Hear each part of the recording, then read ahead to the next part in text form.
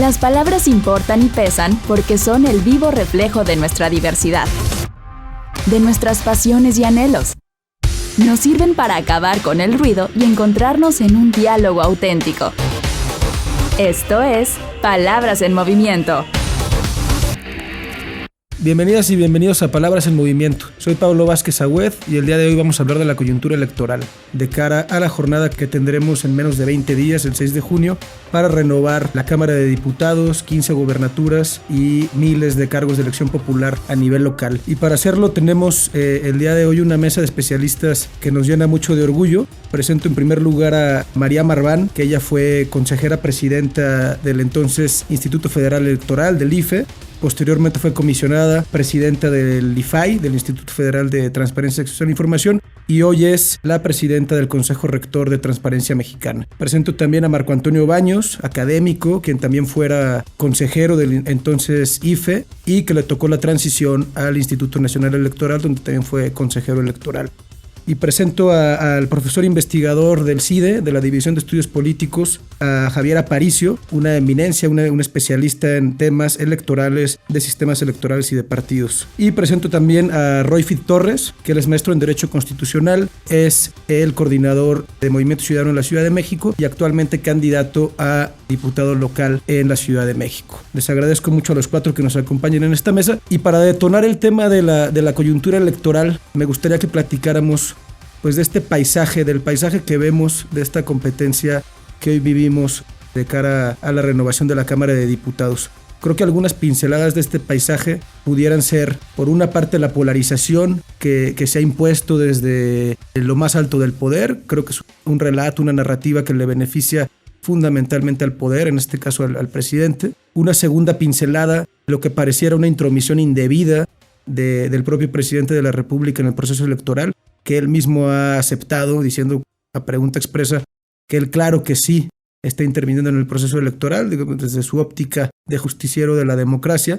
Y una tercer pincelada, quizá derivado de esto, que es lo que parece el uso faccioso o el uso selectivo de la justicia y de las instituciones, como lo vimos recientemente en el caso de los señalamientos a dos candidatos a gobernador en el estado de Nuevo León, fundamentalmente a partir del ariete de esta figura de la Unidad de Inteligencia Financiera del Gobierno Federal. Y pues lo que yo les preguntaría es, ¿ustedes cómo ven este paisaje electoral y dónde creen que vamos a acabar con todas estas pinceladas que estamos viendo de polarización y de interferencias políticas en la competencia electoral? María, por favor. Bueno, estoy de acuerdo en los principales rasgos que comentas, Pablo, en la intervención del presidente de manera sumamente descarada. Creo que nunca habíamos visto algo similar en el proceso electoral, en cómo ha venido fomentando este clima de polarización y, por supuesto, también en el uso faccioso de la justicia y del poder. La parte en la que yo me atrevería a dudar es, no sé qué tanto le va a beneficiar. Es decir, creo que él evidentemente lo está haciendo porque quiere de esta manera ganar adeptos, porque quiere presentar él una determinada forma de cómo están sucediendo las cosas. Por cierto, parte central de su discurso es la descalificación a las autoridades electorales y por eso me atrevo a dudar de si realmente le va a beneficiar o no. Creo que ha habido, en términos generales, una respuesta de la sociedad, de sectores de la sociedad que normalmente no se pronuncian, diciendo claramente que hay una defensa hacia el INE y creo que eso es importante. Vamos a poner a prueba esa decisión de los partidos políticos de hacer las elecciones concurrentes. Tenemos un conjunto de elecciones más que la elección más grande. A mí no me gusta hablar de la elección más grande porque en realidad son elecciones independientes que de alguna manera se van a contaminar unas a otras. Vamos a elegir Congreso local, vamos a elegir o se van a elegir, a mí no me toca elegir gobernador o jefe de gobierno, se van a elegir 15 gobernadores, 30 congresos locales, más de 2,000 autoridades municipales y de alguna manera allí va a haber una contaminación. Creo que podemos esperar que el presidente gane menos de lo que ganó en 2018 simplemente porque ese es un proceso natural de las elecciones intermedias, y también debido a su gran intervención en el proceso, donde claramente y sin ningún tipo de tapujos ha dicho que él no acata la ley porque considera que es su deber, más no su facultad, porque no es su facultad, intervenir en los procesos electorales si desde su perspectiva algo se está haciendo mal. Yo sería fundamentalmente como veo las cosas en este momento. De acuerdo. Y ahí María añade otro ingrediente u otra pincelada importante en este paisaje, que es esta descalificación que se ha dado a los organismos electorales desde distintos frentes. Tú, Marco, ¿cómo ves el paisaje electoral, esta coyuntura a menos de 20 días de la jornada? Platícanos tu panorama.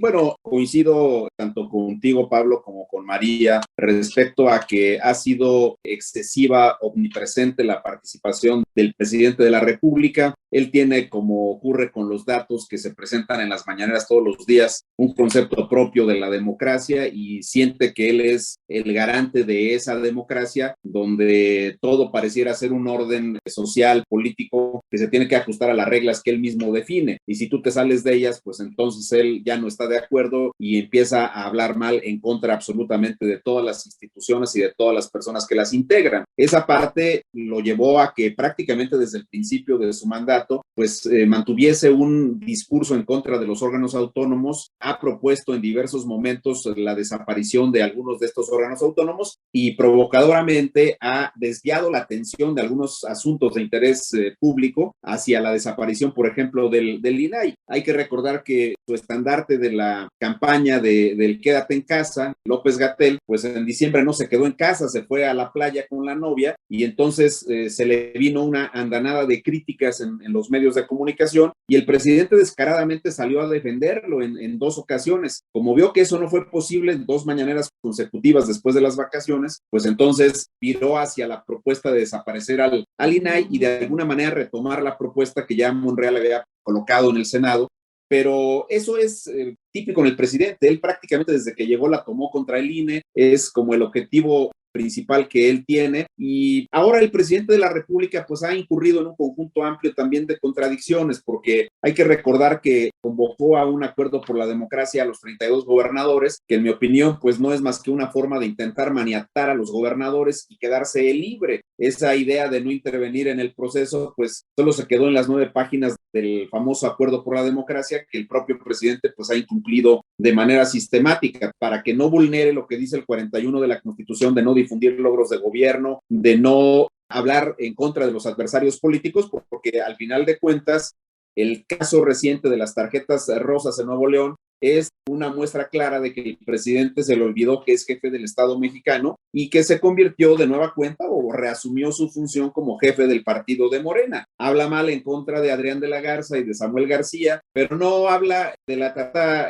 Nuevo León, que es exactamente lo mismo en el caso de Clara Luz Flores, candidata de Morena al gobierno de Nuevo León, o de las mismas tarjetas que en el caso de San Luis Potosí ofrece el Pollo Gallardo, que como todo mundo sabe, pues era la primera ficha que Morena traía para el gobierno de esa entidad federativa y que soterradamente pues lo están apoyando. Es claro que el apoyo de Morena no está con Mónica Rangel, sino con el Pollo Gallardo en el caso de San Luis Potosí. El presidente está en campaña de manera permanente. Ese es un síntoma que diferencia a estas elecciones de las anteriores. Estamos en medio de un conjunto de tensiones políticas inusuales. Yo lo que veo rumbo a este proceso es, digamos, técnicamente el proceso electoral está bien organizado, el INE va avanzando de manera impecable con la organización de las elecciones, la parte técnica desde hace muchísimos años no genera complicaciones, ni siquiera ahora con esta modalidad complicadísima del Sistema Nacional de Elecciones que llevan al INE a organizar en las propias elecciones en concurrencia con los órganos electorales de los estados, pero sí veo una situación política tensa como no había ocurrido en los últimos 30 años. No queda muy claro qué va a pasar. Yo creo que el escenario político, la forma en que la gente votará, pues obviamente va a quedar mucho más clara quizá en unos 6-7 días más, poquito antes de que cierren de manera definitiva las encuestas antes de la jornada electoral. Pero sí tenemos un clima en el cual, por supuesto, el presidente ha sido el actor principal, contrariando a la Constitución y contrariando, por supuesto, la ética pública que haría que un servidor público, cualquiera que sea, así sea el presidente de la República, ofrezca como única garantía para el buen desahogo del proceso no intervenir en ese proceso. Y vemos también, pues, que los partidos de la oposición, pues, han sido ineficaces en la manera de tratar de contrarrestar el activismo tremendo que tiene el presidente de la República. Gracias, Marco. Javier, ¿tú cómo ves todo este paisaje de tensión, polarización, intervención indebida de autoridades? ¿Cuál es tu lectura de la coyuntura electoral? Bueno, yo detecto,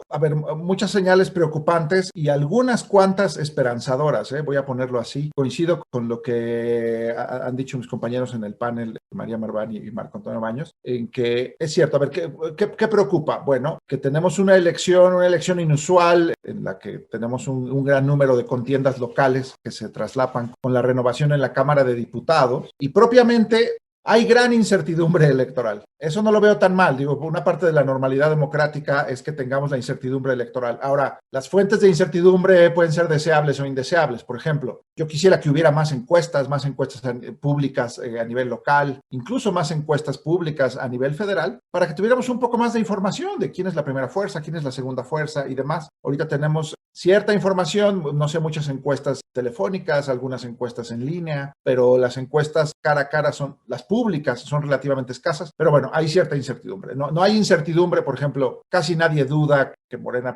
la coalición de Morena mantendría la mayoría de la Cámara de Diputados. Y bueno, y lo mismo si nos vamos a la pista local, pues están en juego, hay varias gubernaturas que no sabemos quién va a ganar. Hay algunas que están como que relativamente cantadas. Entonces, digamos, esta es la parte de incertidumbre que veo como naturalidad democrática. Ahora, ¿cuáles son las otras fuentes de incertidumbre que me preocupan? Bueno, pues ya se mencionaron dos. Vivimos en esta especie de mundo al revés, en la que el presidente en turno, el jefe de gobierno, quiere cuidar a la sociedad de que no vaya a ser que haya fraude y que él nos va a vigilar y él va a cuidar que no haya mucho fraude, no vaya a ser, ¿verdad? Que al mismo tiempo que nos quiere cuidar con eso, también quiere denunciar y quiere manejar, pues quiere ser el líder de campaña. Digamos, entonces ahí veo, ¿cuál es el mensaje contradictorio? Pues que bueno, todo el andamiaje y el aparato, las reglas del juego, el sistema electoral, el INE, el Tribunal Electoral, todo este andamiaje institucional se construyó, no hay que olvidarlo, para impedir la excesiva influencia del gobierno en las elecciones. Hubo un tiempo que había un partido hegemónico, ¿verdad? Y era tan fuerte su preeminencia que había que tratar de amarrarle las manos de algún modo, un órgano autónomo, un tribunal. Y entonces ahora el presidente en turno nos avisa, no, ¿saben qué? Sí es cierto, no vaya a ser que vaya a ser el fraude. Entonces es muy anómalo que el jefe de gobierno nos quiera alertar de que no vaya a haber fraude, no vaya a ser que la cancha esté dispareja, no vaya a ser que alguien influya demasiado. Digo, bueno, pues ¿quién es el actor que más puede influir en una elección federal si no es el gobierno quien ejerce la mayor cantidad de presupuesto? Y bueno, pues el presidente, como su pecho no es bodega, pues habla mucho, revela muchas cosas y ciertamente media mañanera, todo lo que dijo Vicente Fox en 2006 y que el tribunal consideró que había puesto en riesgo la elección del 2006, todos los dichos que están en esa impugnación, pues es como media mañanera de un viernes cualquiera, ¿eh? Entonces, bueno, es un presidente que por un lado quiere alertar de que no vaya a ser que le haga fraude la oposición, o sea, suena curioso, no vaya a ser que la oposición le haga fraude, y por otro lado, no está actuando de manera imparcial como la ley lo obliga. Ahora, es cierto que esas cosas no me gustan y me preocupan, pero también, lo mencionó María, las consecuencias de esas intervenciones o de esas anomalías están por verse. Yo siento que, pues, yo creo que Morena o el presidente lo que quiere es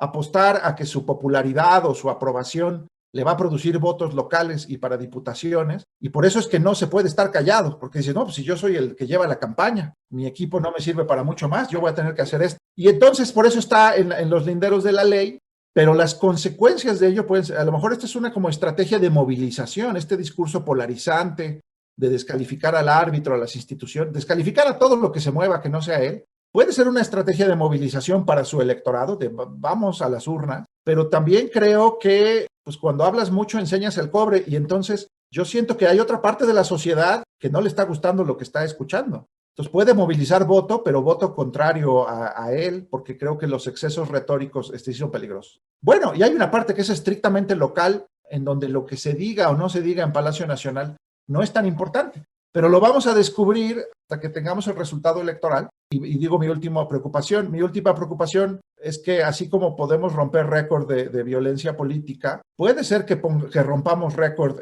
en el nivel de impugnaciones en los resultados electorales, porque ya sabemos cómo actuaba estos liderazgos cuando perdían, ¿verdad? Entonces ahora ahora que son gobierno, yo creo que podemos esperar una judicialización de la contienda inusual. Digo, nuestro nivel es bastante alto, o sea, es como impugna que algo queda. Creo que la elección se va a alargar unas cuantas semanas o meses después del 6 de junio.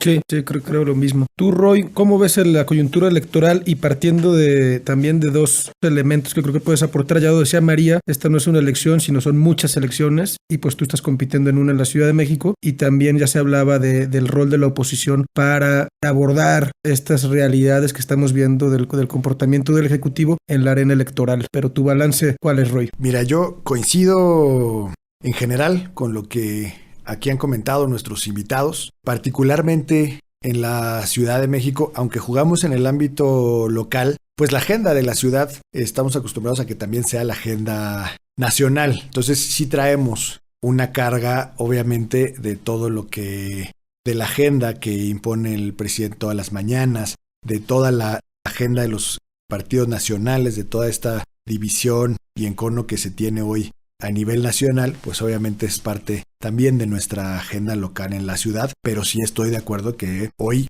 particularmente en esta elección tan grande, sí son muchas elecciones en sí y que cada una también está dando la batalla y de manera diferente. Hoy pues no es lo mismo hoy como se está librando la contienda electoral en Sonora, por ejemplo, que como la estamos viviendo aquí o como se está viviendo en el sur del país, que además la forma en la que bajan los programas sociales, en el que bajan los apoyos, en el que bajan toda este tema de dádivas electorales, no es que no se haya acabado, simplemente pues ahí ha diversificado mucho en términos regionales también de cómo se atienden estas malas costumbres electorales. Pero yo diría que hay tres cosas que atravesamos también en este proceso y la primera son las contradicciones. Ya lo decía ahorita Javier, por ejemplo, pues en el tema de lo que dice Andrés, de lo que firma un pacto para no intervenir en las elecciones y es el primero que sale supuestamente a defender la legalidad de la elección y esta contradicción permanente entre el Ejecutivo con los órganos electorales también se da en el nivel local, que ha generado una incertidumbre en cómo los partidos podemos hacer las campañas también a nivel de tierra, por ejemplo. Se emiten algunos lineamientos por parte del INE o por parte de los institutos locales y no coinciden con la regulación de los semáforos que cada semana, que cada 15 días nos emiten en los gobiernos locales. Por un lado, aquí, por ejemplo, en la ciudad, el INE establece que el uso del cubrebocas en las casillas debe ser obligatorio y sale la jefa de gobierno a decir es que nosotros no podemos aceptar eso porque el uso del cubrebocas es opcional. O sea, cosas tan simples también que empiezan a complicar todo el esquema del día de la elección y también del propio desarrollo. Hoy no tenemos certeza si hacer reuniones, asambleas grandes es permitido o no. Hay múltiples quejas también con lo que decía Javier. Ya, no nada más después de la elección. Actualmente ya hay una serie de quejas en todos lados. Por ejemplo, por el tema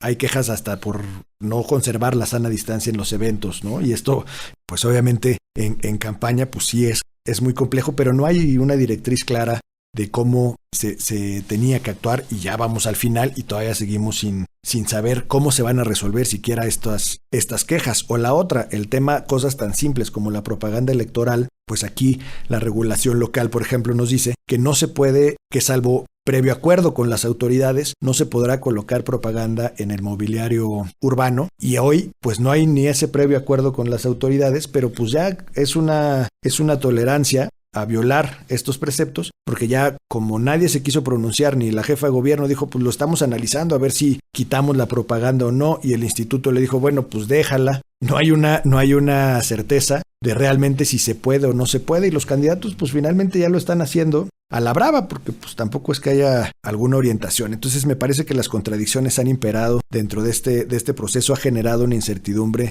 en todo el proceso, en los candidatos, en cómo cumplir la regulación electoral. Y lo último, pues efectivamente creo que son las consecuencias que va a traer todo lo que venimos arrastrando de las malas decisiones que se han ido tomando dentro del proceso electoral a consecuencia de esta injerencia indebida de parte del Ejecutivo y de los ejecutivos locales, porque también los ejecutivos locales cuentan por acción o por omisión. Creo que eso también habría que analizarlo en este contexto de que son muchas elecciones. Nos centramos en la intervención del presidente, o sea, también hay que ir analizando hacia los gobernadores, aquí por ejemplo, hacia los alcaldes. Hoy simplemente se acaban de emitir, pues ya a 20 días, a menos de 20 días, como dices, de que se acaben las campañas, hoy acaba de emitir el Instituto Local una prohibición para que 2 alcaldías dejen de repartir tarjetas de apoyo económico. Entonces, pues sí, nada más que ya llevamos casi 40 días donde estos apoyos han seguido, y no es que tampoco no haya denuncias. Yo creo que el tema y la pregunta, por ejemplo, a Marco, que decía que los partidos de oposición no han sabido cómo detenerlo, yo diría que esa es la pregunta: ¿cómo lo detenemos, mi querido Marco? Porque nosotros hemos presentado cuánta denuncia hemos encontrado, cuánta queja hemos encontrado, incluso a nivel local nuestros candidatos han presentado quejas por el tema de la conferencia, y ha sido muy discutido en el instituto, en el tribunal, ha sido una ida y venida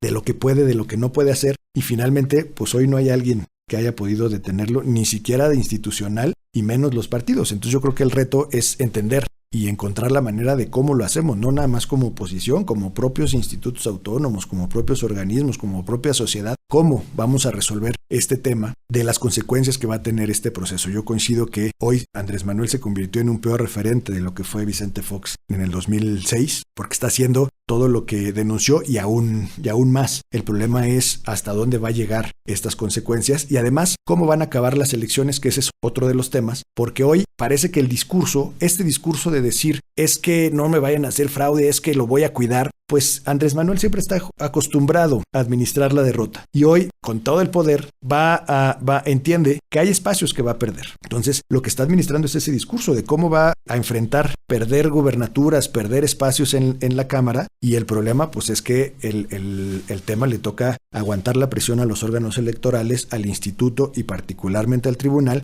Y ahí es donde también hemos tenido una serie de inconsistencias que al final, como resultado de la elección, pues es lo que nos debería de también estar preocupando, porque finalmente todas estas elecciones que hoy están competidas en Nuevo León, Campeche, Colima, en el propio Sonora, Chihuahua, van a terminar en tribunales. Y es ahí donde realmente existe el riesgo de ganarlo, de perderla, ¿no? Entonces todas estas 3 cuestiones me parece que son las que hemos enfrentado y que seguiremos enfrentando pues los próximos meses. Yo también creo que esta elección no se acaba el 6 de junio y nos va a tomar un par de meses más tratar de encontrar la manera de cómo resolverlas, ¿no? Sí, y que justo en esta segunda intervención les pediría concentrarnos en esto de las consecuencias, ¿no? Por un lado, ya lo decía Javier, también Roy, quizá esta va a ser la elección más judicializada de la historia, por una parte, ¿no? Por otra, todo el ambiente de polarización, crispación social y confrontación que se ha generado desde el poder y que ha sido alimentada desde distintos ámbitos, pues también va a generar un ambiente difícil de solventar después del proceso electoral, ¿no? Digo, todos sabemos que pues las campañas son para que todo mundo se dé hasta con la cubeta, pero no sé hasta dónde va a llevarnos esto en la etapa postelectoral, la conflictividad, quiero decir. Y en tercer lugar, pues ya amenazó el coordinador de los senadores, Monreal, que antes de que acabe este periodo, o sea, antes de septiembre, van a impulsar una reforma electoral. Supongo que asumiendo que van a haber disminuido sus números en la Cámara de Diputados y quieren aprovechar la configuración actual. Entonces, preguntarles estas consecuencias, haciéndole un poco a la futurología, ¿a dónde nos van a llevar pensando en esta posible reforma electoral? Y si ustedes creen que sí, cosas que es necesario reformar para mejorar la legislación electoral y este clima de conflictividad, ¿cuál sería la mejor forma de sortearlo? María, por favor.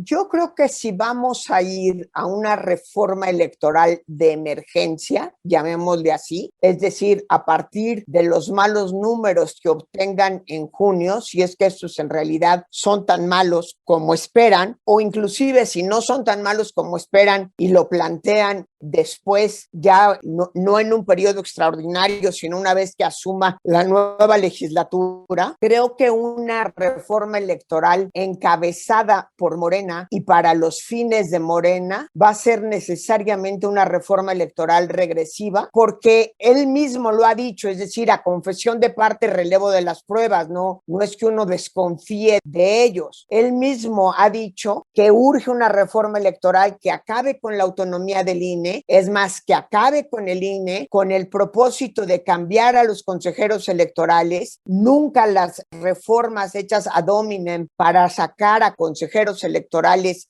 son buenas. No sé qué tan profunda se atreverían a hacerla de cara a una elección presidencial. Normalmente las reformas electorales muy profundas tienden a aprobarse en la elección intermedia, estación que ya se les fue. Y la otra es, bueno, no hay que olvidarnos, una reforma electoral de gran calado requiere necesariamente reformas constitucionales y esas no las pueden sacar solos, no en la composición que está ahorita la Cámara. Yo creo que difícilmente en un extraordinario, pero lo que sí me queda claro es que una reforma impulsada desde Presidencia y desde Morena, que a veces no caminan tan juntos como pareciera, es decir, Morena le aprueba todo lo que quiere el presidente, pero sí también alcanzamos a ver sus diferencias, sería una reforma definitivamente regresiva. Uno se podría imaginar muchas maneras de perfeccionar el modelo electoral que tenemos, un modelo electoral abigarrado, extremadamente prohibicionista, con un modelo de comunicación que yo repito y vuelvo a repetir, y cada vez que me dan la oportunidad lo volveré a decir, no me gusta el modelo de comunicación política, creo que pasa por encima de la libertad de expresión y la madurez o la posible maduración democrática pues de la propia ciudadanía.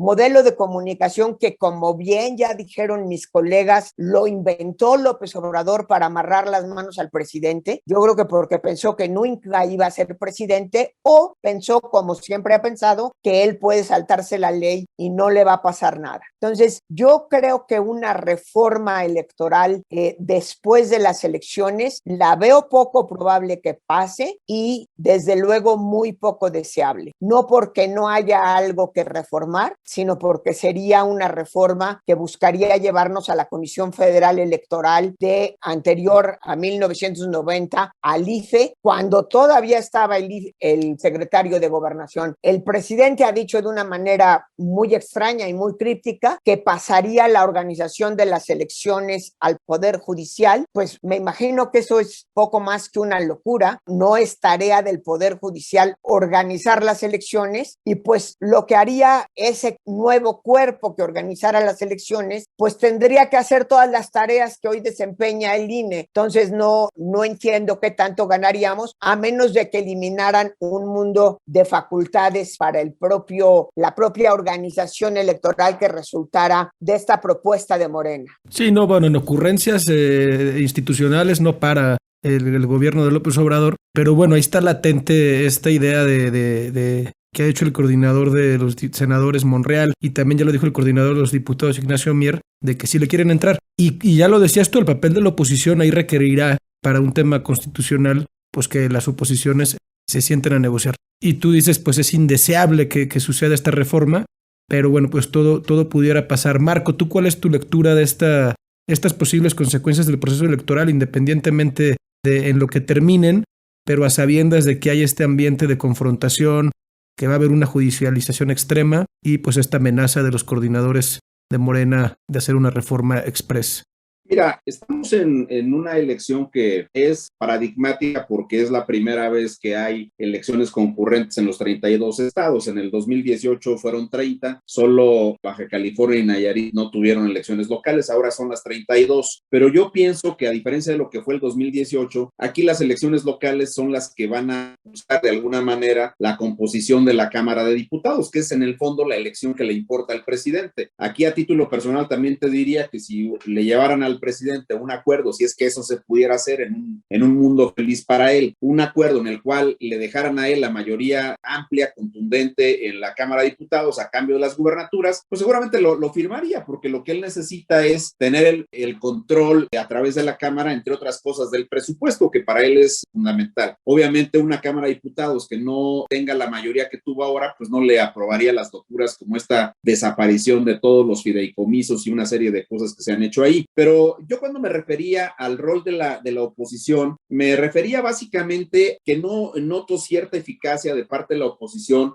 para contrarrestar el conjunto de acciones, aquí sí hay que decirlo, violatorias de la ley que el presidente tiene. La conducta del presidente es anticonstitucional, es inconstitucional. Solo ha habido una ocasión en que el Tribunal Electoral apoyó al IFE declarando inconstitucional la conducta de un presidente, que fue Felipe Calderón.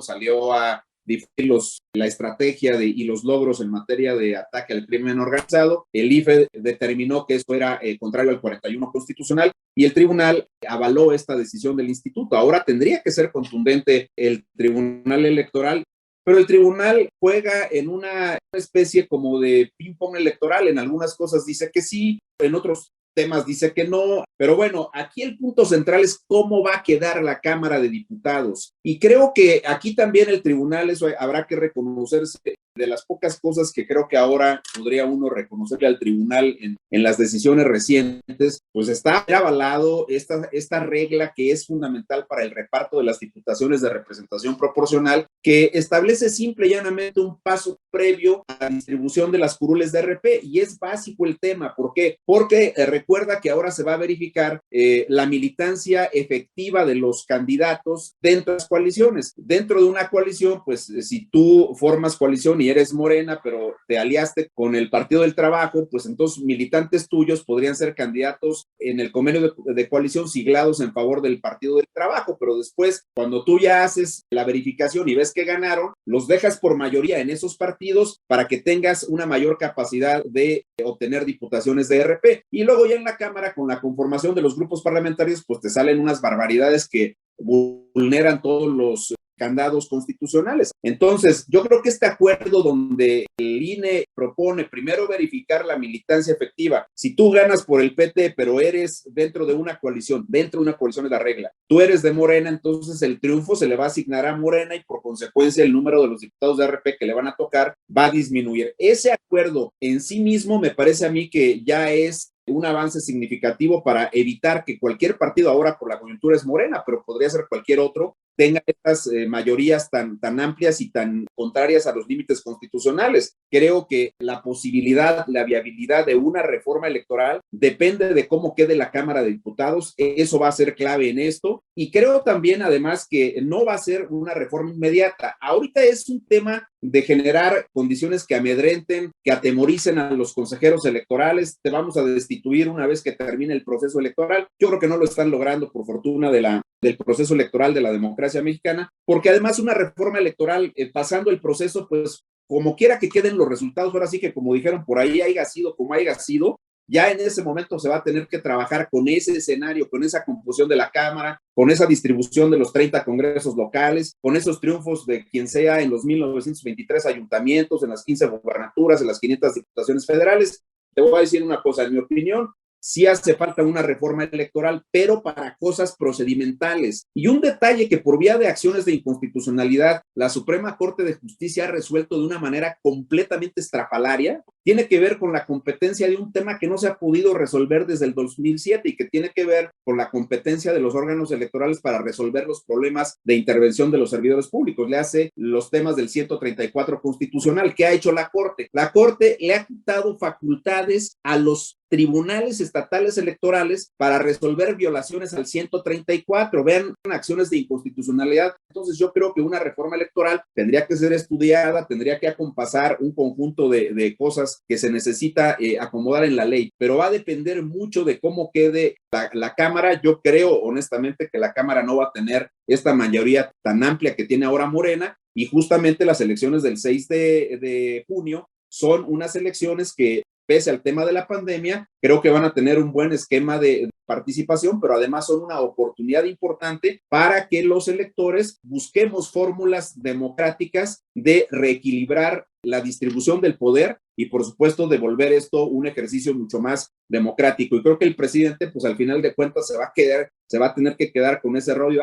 Si no gano en la Cámara, pues tengo derecho de veto. Pues sí, tiene derecho de veto por una vez, pero si no promulga la legislación, regresa obviamente a las cámaras y luego está obligado a promulgarlas. Entonces, va a depender mucho de cómo quede la Cámara. Por ahí lo voy viendo. Sí, sí, no, yo coincido también en que va a depender del resultado que obtenga Morena en esta elección. Javier, ¿cómo ves el escenario de las consecuencias que nos va a traer esta elección, el escenario de conflictividad, crispación? Ya hablabas tú de la judicialización, reforma electoral sí, reforma electoral no, tomando en cuenta que pues este régimen pues tampoco es que nos tenga acostumbrado a lo más ordinario, ¿no? Pues si dicen va a haber reforma electoral en agosto, pues igual la hacen, ¿no? Mira, sobre el tema de reforma electoral, yo diría, ojalá no, gane quien gane, ojalá no. Hay una parte que veo muy difícil, que sería una reforma constitucional.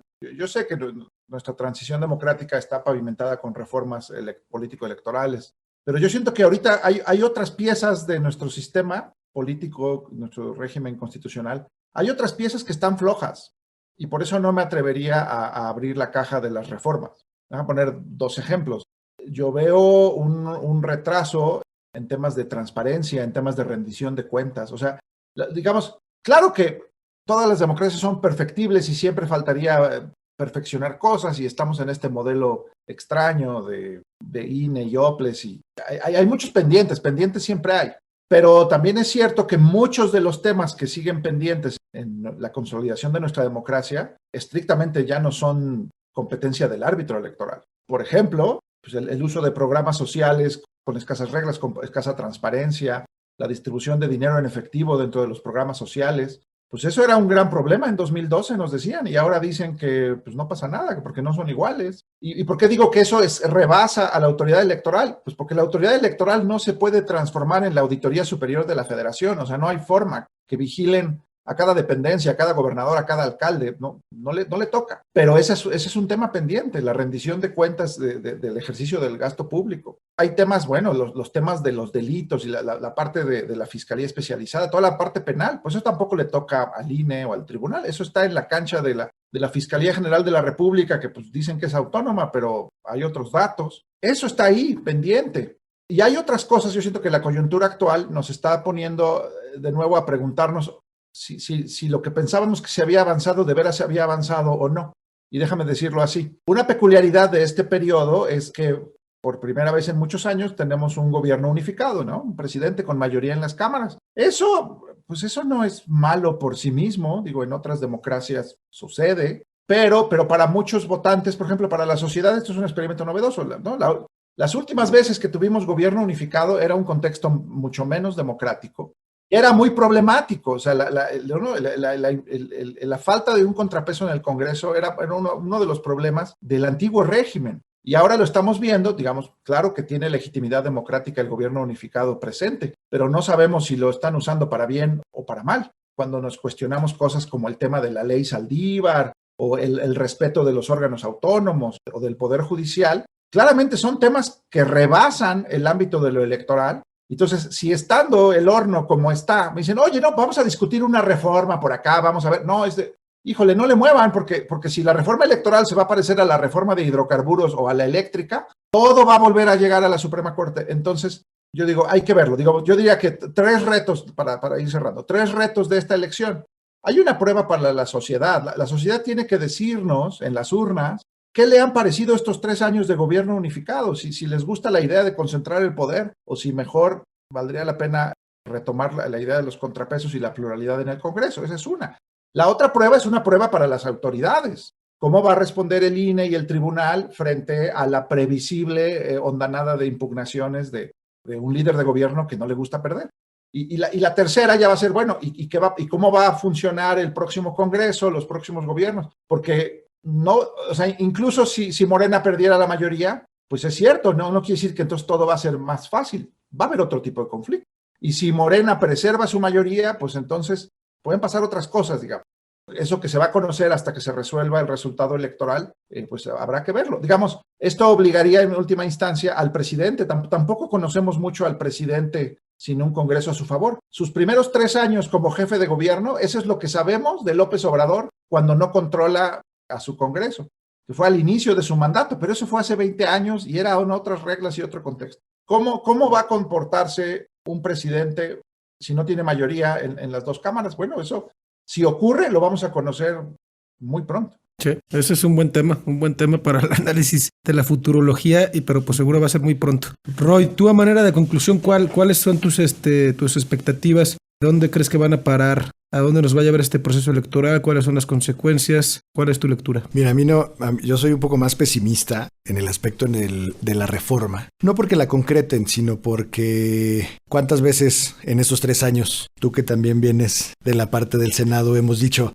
no creo que hagan eso, no creo que se la avienten, no creo que vaya a pasar, y acaba pasando, y acaba además consiguiendo los votos necesarios para que pasen las 2 cámaras, etcétera. Entonces, yo creo que sí vamos a depender mucho del resultado electoral, de cómo se viene esta reforma express o no, que yo espero que haya los candados suficientes y además en el Senado las garantías para que las cosas tengan al menos así y que se abra una discusión mucho más amplia y mucho más profunda de lo que realmente necesitamos modificar. Yo creo que sí hay cosas que tenemos que seguir abonando para ir encontrando un mejor modelo electoral y sobre todo, pues ir encontrando también estas grietas en cuanto al discurso oficial, la utilización de los programas sociales. Hoy, extrañamente, ha sido muy poco sonado el tema de la compra del voto, el tema del reparto de las despensas,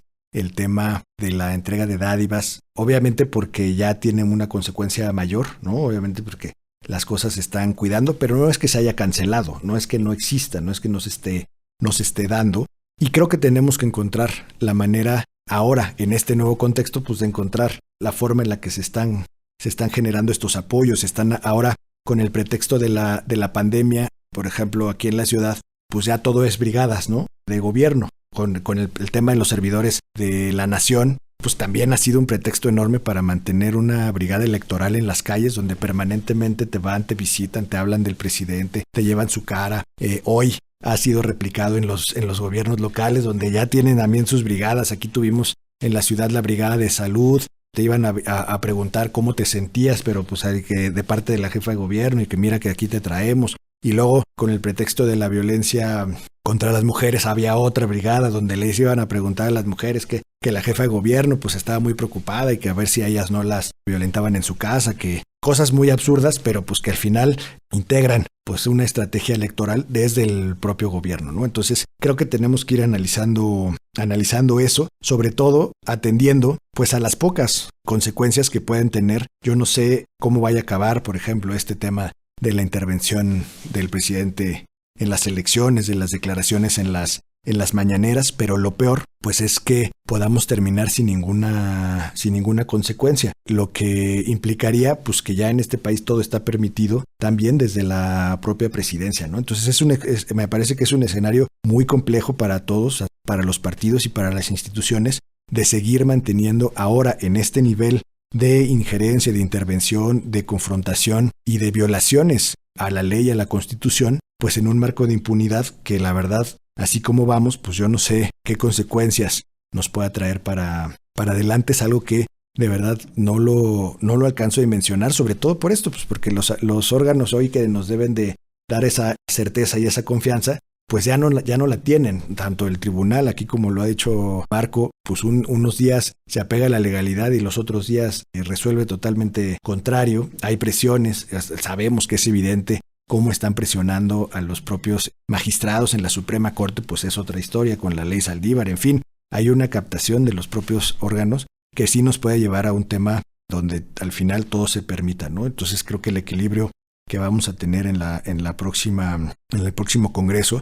va a ser importante, y también el papel que van a jugar los propios gobernadores que van a entrar pues para ir jugando desde el terreno local, pero con una fuerza regional, pues un contrapeso importante para el propio poder presidencial, ¿no? Entonces yo creo que sí hay mucha incertidumbre, pero yo no dudaría que quieran aventarse todo lo que se pueda de aquí a septiembre. Sí, pues con tal de sacar todo lo que les falta, y además pues que en las dos tienen la mayoría simple para sacar diferentes reformas, ¿no? Pues les agradezco muchísimo a los 4. Creo que tuvimos una conversación muy clarificadora, con una visión muy inteligente, muy integral de lo que es de la coyuntura electoral que vivimos. Y pues muchas gracias a la querida María Marván, a Marco Baños, a Javier Aparicio, a Roy Fit Torres. Y muchas gracias a todas y todos por escucharnos en este episodio de Palabras en Movimiento. Recuerden que pueden suscribirse a nuestro podcast en Spotify, en Google y en el resto de plataformas. Y nos estaremos escuchando la próxima semana. Soy Pablo Vázquez Agüed y esto fue Palabras en Movimiento.